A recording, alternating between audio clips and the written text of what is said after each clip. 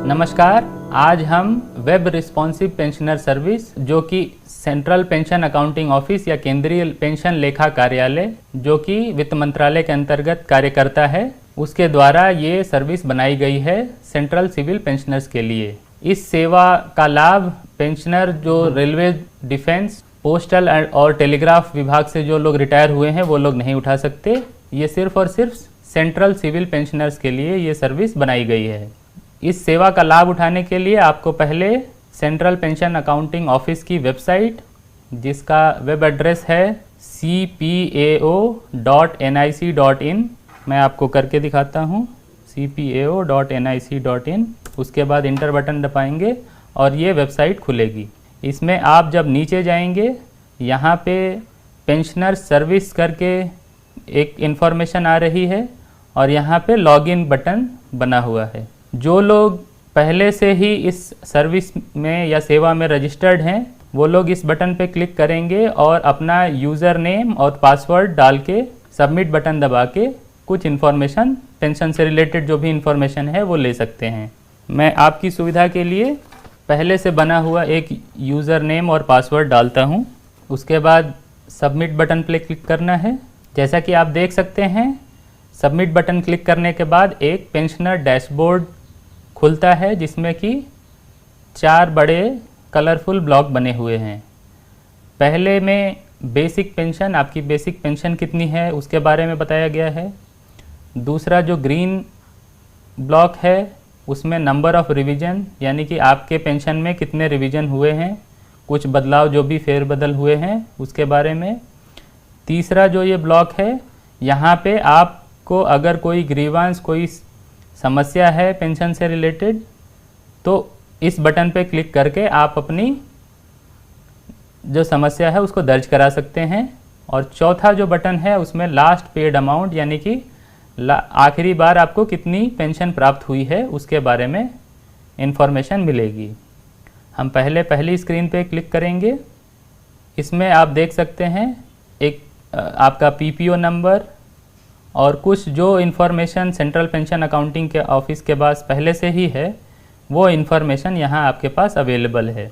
आप इसमें चाहें तो जो इन्फॉर्मेशन अवेलेबल नहीं है उसको भर के सबमिट बटन दबा देंगे तो आपका प्रोफाइल जो है वो अपडेट हो जाएगा। इसमें नेक्स्ट पीओ डिटेल्स हैं, फाइनेंशियल डिटेल्स हैं और बैंक डिटेल्स हैं। हम वापस से होम बटन पे जाएंगे और उसके बाद हम दूसरे बटन पे क्लिक करेंगे, नंबर ऑफ़ रिवीजन, यानी रिवीजन कितने हुए हैं। इसमें यहाँ ऊपर आप देख सकते हैं करंट स्टेटस, नो पेंडेंसी इन सीपीओ। इसका मतलब सीपीओ में इस पीपीओ नंबर के अगेंस्ट कोई पेंडेंसी नहीं है और सारा एक्शन जो है वो लिया जा चुका है। नीचे यहाँ पेंशनर डिटेल्स हैं, फिर सर्विस डिटेल्स हैं, फाइनेंशियल डिटेल्स हैं, 6 CPC details, bank details, PAO details, family pensioner details और सीपीओ की डिटेल्स। ये सारी डिटेल आपके पास यहाँ मौजूद है। अब हम क्लिक करेंगे रजिस्टर ग्रीवांस। अगर पेंशनर को कोई भी दिक्कत है तो वो यहाँ पे रजिस्टर कर सकता है। क्लिक करने के बाद ये फॉर्म खुलेगा जिसे हम ग्रीवांस फॉर्म कहते हैं। इसमें कुछ जानकारी जो पहले से ही भरी हुई आ रही है, जो हमारे सिस्टम में पहले से ही अपडेटेड है।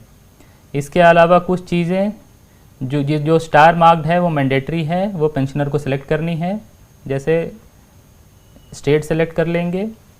उसके बाद यहाँ नीचे आकर ग्रीवांस सब्जेक्ट और ग्रीवांस डिस्क्रिप्शन। सब्जेक्ट हमने कुछ ऑलरेडी पहले से ही दिए हुए हैं और नई इन्फॉर्मेशन अगर डालना चाहें तो वो भी डाल सकते हैं। उसके बाद ग्रीवांस डिस्क्रिप्शन में आप आपकी जो भी समस्या है उसको लिख सकते हैं। अगला बॉक्स जो है इंटर इमेज टेक्स्ट, जो ये राइट साइड में टेक्स्ट दिख रहा है उसको भर के यहाँ सबमिट कर सकते हैं। साथ ही जैसा कि आप देख सकते हैं यहाँ राइट साइड में, दाहिने साइड में list of previous registered grievance, जो भी आपने पहले अगर कोई ग्रीवांस सीपीओ के सिस्टम में, वेब रिस्पॉन्सिव सिस्टम में रजिस्टर की हुई है, उस पर क्या एक्शन हुआ है उसके रिमार्क्स आप देख सकते हैं। और अगर आप इससे सेटिस्फाइड नहीं हैं, संतुष्ट नहीं हैं, तो आप लीव फीडबैक का बटन दबा सकते हैं। यहाँ पे अगर आप डिससेटिस्फाइड लिख दें और अपना कमेंट लिख देंगे और उसके बाद अगर सबमिट का बटन दबाते हैं तो आपकी ग्रीवेंस जो है वो दोबारा रीओपन की जाएगी। और ये जो चौथा ब्लॉक है इस पे हम अब क्लिक करेंगे। जैसा कि आप देख सकते हैं इसमें बैंक नेम, जिस भी बैंक से आप पेंशन ले रहे हैं, CPPC कोड जो सेंट्रल पेंशन प्रोसेसिंग सेंटर है उस बैंक का, उसका कोड क्या है, आपका PPO number, account number, basic pension, commutation, dearness, relief जो भी एप्लीकेबल है, पेंशन पेड, आपको कितनी पेंशन मिली है और कितना इनकम टैक्स डिडक्ट हुआ या काटा गया है, और ये पेंशन जो है किस महीने में आपको मिली है। ये इन्फॉर्मेशन आप यहाँ से देख सकते हैं। अगर आप पिछली जानकारी चाहते हैं तो यहाँ लेफ़्ट हैंड साइड पे last 24 payment oblique transaction details available हैं, जिसमें पिछली 24 जो भी पेंशन पेमेंट हुई है आपको उसके बारे में आप देख सकते हैं। यहाँ पे pensioner name, account number, amount, date of deposit, और अगर आप मोर इन्फॉर्मेशन पे क्लिक करेंगे तो और ज़्यादा जानकारी आपको मिल सकती है। साथ ही साथ आपके दाहिने साइड में जैसा कि आप देख सकते हैं list of SSAs issued. SSAs का मतलब होता है स्पेशल सील अथॉरिटी, जो कि सेंट्रल पेंशन अकाउंटिंग ऑर्गेनाइजेशन यानी केंद्रीय पेंशन लेखा कार्यालय बैंकों को इशू करता है, और उसकी बेसिस पे ही, उसके आधार पे ही पेंशनर को पेंशन प्राप्त होती है। यहाँ पहला जो है वो SSA नंबर है, यानी किस संख्या के द्वारा जो है SSA बैंक को भेजा गया है, किस तारीख को, किस डेट को भेजा गया है और किस ब्रांच को भेजा गया है या बैंक को भेजा गया है, वो इन्फॉर्मेशन है। इसके साथ ही लिस्ट ऑफ रजिस्टर्ड ग्रीवांसेस जो मैं आपको पहले ही बता चुका हूँ उसकी भी जानकारी यहाँ पे मिल जाएगी। साथ ही साथ वेब रिस्पॉन्सिव पेंशनर सर्विस में कुछ हमने लिंक्स दिए हुए हैं। जैसे पहला लिंक जो है वो जीवन प्रमाण का है। जीवन प्रमाण यानी डिजिटल लाइफ सर्टिफिकेट, जिसमें आप ऑनलाइन अपना लाइफ सर्टिफिकेट जो है वो आप दे सकते हैं। दूसरा जो है वो CPENGRAM यानी centralised pensioners grievance redressal and monitoring system. इस पे अगर आप अपनी समस्याएं हैं तो वो आप इस पे रजिस्टर करके और हमारे पास भेज सकते हैं। तो ये सारी इन्फॉर्मेशन जो है वो लॉगिन करने के बाद एक pensioner web responsive pensioner service से प्राप्त कर सकता है। अब मैं आपको बताऊंगा कि आप इस सर्विस में अपना रजिस्ट्रेशन कैसे कर सकते हैं। पहले हम लॉग आउट करेंगे इस सिस्टम से और यहाँ वापस जाएंगे। यहाँ लिखा हुआ है नॉट रजिस्टर्ड, यानी कि आप इस सेवा में पहले से ही रजिस्टर्ड नहीं हैं। आप साइन अप बटन पे क्लिक करेंगे। साइन अप बटन पे क्लिक करने के बाद एक नई स्क्रीन खुलेगी जिसमें कि PPO नंबर वो सेंट्रल पेंशन अकाउंटिंग ऑफिस द्वारा दिया जाता है। ये एक 12 डिजिट यानी 12 अंकों का एक नंबर है। मैं एक PPO नंबर यहाँ पे एंटर करता हूँ। उसके बाद आप सबमिट का बटन दबाएंगे। नई स्क्रीन खुलेगी जिसमें 2 और इन्फॉर्मेशन, डेट ऑफ बर्थ और डेट ऑफ रिटायरमेंट, यानी आपकी जन्म तिथि और रिटायरमेंट, जिस तारीख को आप रिटायर हुए हैं वो इन्फॉर्मेशन आपको यहाँ भरनी पड़ेगी। उसके बाद आप सबमिट का बटन क्लिक करेंगे। फिर ये एक फॉर्म खुलेगा जिसको हम यूज़र रजिस्ट्रेशन फॉर्म या पंजीकरण फॉर्म कह सकते हैं। पहला इसमें ऑप्शन है यूज़र आईडी। जिस यूज़र आईडी की मदद से आप इस सिस्टम में लॉगिन करेंगे वो आप अपनी पसंद से यहाँ चुन सकते हैं, और वो यूज़र आईडी अवेलेबल है कि नहीं है उसको यहाँ आप चेक अवेलेबिलिटी बटन से देख सकते हैं।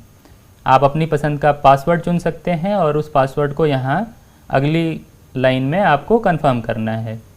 PPO number, date of birth और डेट ऑफ रिटायरमेंट, ये आपने क्योंकि पिछली स्क्रीन में भरी थी इन्फॉर्मेशन, तो वो यहाँ पे प्री फिल्ड ये इन्फॉर्मेशन आ रही है। एक सिक्योरिटी क्वेश्चन है जो अगर आप अपना पासवर्ड भूल जाते हैं उस केस में यहाँ पे सिक्योरिटी क्वेश्चन आपको एक सेलेक्ट करना है। कई सारे हमने ऑप्शन दिए हुए हैं और उसका जवाब आपको भरना है जो सिर्फ आपको ही पता रहेगा।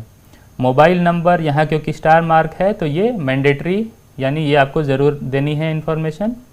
ईमेल आईडी मैंडेटरी नहीं है, यानी अनिवार्य नहीं है, पर फिर भी अगर आप हमें अपनी ईमेल आईडी देंगे तो वेब रिस्पॉन्सिव पेंशनर सर्विस के द्वारा हम आपसे संपर्क कर सकते हैं। अगला बॉक्स है वो इंटर इमेज टेक्स्ट, जो ये राइट साइड में टेक्स्ट दिख रहा है उसको आप यहाँ पे क्लिक कर सकते हैं। यहाँ क्लिक करने के बाद ये टेक्स्ट चेंज हो जाता है। और सबसे आखिर में क्रिएट माई अकाउंट, इस बटन पे क्लिक करने के बाद आपका अकाउंट क्रिएट हो जाएगा। मैं फिर से लॉग आउट करता हूँ। यदि आपको अपना पीपीओ नंबर यानी पेंशन पेमेंट ऑर्डर नंबर पता नहीं है और फिर भी आप इस सिस्टम का लाभ उठाना चाहते हैं, और तो आप इस ऑप्शन का उपयोग कर सकते हैं, जिसमें कि आप अपने बैंक अकाउंट के द्वारा वेब रिस्पॉन्सिव पेंशनर सर्विस में लॉगिन कर सकते हैं। आप यहाँ क्लिक करेंगे, अपना बैंक अकाउंट नंबर डालेंगे जिसमें भी आप पेंशन पा रहे हैं या पाने वाले हैं। सबमिट दबाने के बाद आपका पीपीओ नंबर यहाँ पे डिस्प्ले हो जाएगा। यदि आप 1990 से पुराने पेंशनर हैं और आपको अपना नया 12 डिजिट यानी कि 12 अंकों वाला पीपीओ नंबर नहीं पता है, तो आप यहाँ क्लिक करके जिस भी मिनिस्ट्री डिपार्टमेंट से आप रिटायर हुए थे उसको सेलेक्ट कर सकते हैं और उसके बाद उसके अंदर किस पीओ से आपका पेंशन पेपर प्रोसेस हुआ था वो सेलेक्ट करते हैं और अपना ओल्ड पीपीओ नंबर यहाँ भर सकते हैं। यहाँ नीचे न्यू पीपीओ नंबर क्लिक करने के बाद आपको नया पीपीओ नंबर मिल जाएगा। अगर आप ऐसे पेंशनर हैं जो अभी रिटायर नहीं हुए हैं, रिटायर होने वाले हैं और अपने पेंशन पेपर्स का जो स्टेटस है वो पता करना चाहते हैं, तो आप यहाँ जो ऑप्शन है employees who are yet to get PPO number, click here for status from Bhavishya, इस पे जा सकते हैं। यहाँ आप क्लिक करेंगे, उसमें 2 चीज़ें चाहिए आपके पास, आपका पैन कार्ड नंबर और डेट ऑफ रिटायरमेंट। उसके बाद सबमिट बटन पर क्लिक करेंगे, ये स्क्रीन खुलेगी। जैसा कि आप देख सकते हैं, in Bhavishya system following status information is displayed to registered users who are about to retire. तो आप यहाँ से देख सकते हैं कि जो एक्शन है वो क्या है, वो एक्शन कंप्लीट हो गया है कि नहीं हुआ है, किस तारीख को हुआ है और उसके बारे में रिमार्क्स क्या हैं। तो जैसे कुछ चीज़ें मैं आपको बता दूं, जो पेंशन प्रोसेसिंग के लिए सबसे ज़्यादा ज़रूरी होती है, सर्विस बुक। हर एम्प्लॉय की अपनी एक सर्विस बुक होती है, क्या वो वेरीफाई हुई है या नहीं हुई है तो किस डेट को हुई है, वो आप यहाँ से चेक कर सकते हैं। फॉर्म सेंड टू रिटायरी, यानी कि रिटायरी के पास फॉर्म भेजे गए, रिटायरी यानी कि जो पेंशनर जो रिटायर होने वाला है। Forms filled and send to HAO, क्या आपके फॉर्म भरे गए हैं और हेड ऑफ ऑफिस के पास भेज दिए गए हैं, भेजे गए हैं तो किस डेट को भेजे गए हैं। Filled forms received from retiree, verification of forms by HOO यानी head of office, head of office ने क्या आपके पेंशन के फॉर्म वेरीफाई कर दिए हैं या नहीं किए हैं। Forms, calculation sheet and service book send to PAO, head of office के वेरिफिकेशन के बाद पेंशन के जो फॉर्म्स हैं वो पे एंड अकाउंट ऑफिस को भेजे जाते हैं, उसका भी स्टेटस आप यहाँ से देख सकते हैं। PPO जनरेटेड, क्या आपका PPO तैयार हो गया है, उसकी जानकारी यहाँ से मिलेगी। और आखिरी जो है special seal authority issued to bank with a copy to retiree, special seal authority जो है वो केंद्रीय पेंशन लेखा कार्यालय बैंक को इशू करता है, जिसके बाद ही आपकी पेंशन शुरू होती है, तो उसकी जानकारी भी यहाँ से आपको मिल जाएगी। इस सर्विस में फ़िलहाल इतना ही। अगले वीडियो में हम पेंशनर्स को वेब रिस्पॉन्सिव पेंशनर सर्विस या उसके अलावा कोई और भी सेवा जो सेंट्रल पेंशन अकाउंटिंग ऑफिस या केंद्रीय पेंशन लेखा कार्यालय द्वारा शुरू की जा रही है, उसके बारे में हम आपको जानकारी देते रहेंगे। धन्यवाद।